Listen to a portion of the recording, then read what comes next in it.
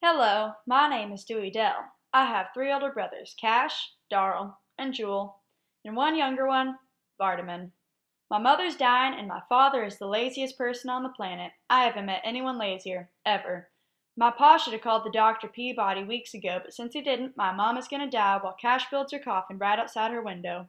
I was right. The night the doctor was hauled up the mountain, Addie Bundren died, so Cash laid her in the casket and sealed her up. As soon as Darl and Jewel got home, we were going to head to Jefferson, where Mama asked to be buried, where her folks are. We had some trouble when we got to the river because it had rained recently, so the river was really high. Me, Pa, our neighbor Vernon Toll, and Vardaman walked across the bridge a ways down and were to meet Cash, Darl, and Jewel when they crossed further up the river. When they tried to cross, a log hit our wagon.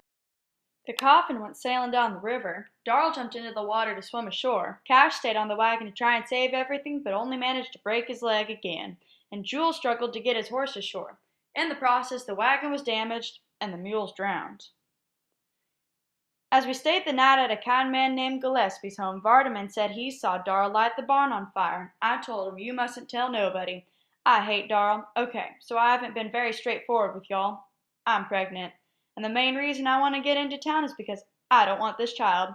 The reason I hate Darl is because he knows. I don't know how, but he knows, and he taunts me with the knowledge. I stopped by the drugstore in the first town we passed and tried to find something to fix my problem. Unfortunately, the man was a Christian and told me, "You go on back to Leif and you and him take that $10 and get married with it." Luckily, when we got to Jefferson, the man at the drugstore was much more helpful. Well, he said he would be. He gave me some pills and then told me to come back later that night for the operation. For free even. So I did. His operation is the same as what got me pregnant in the first place, so when I left there sometime later, I kept telling myself, it won't work. I just know it won't.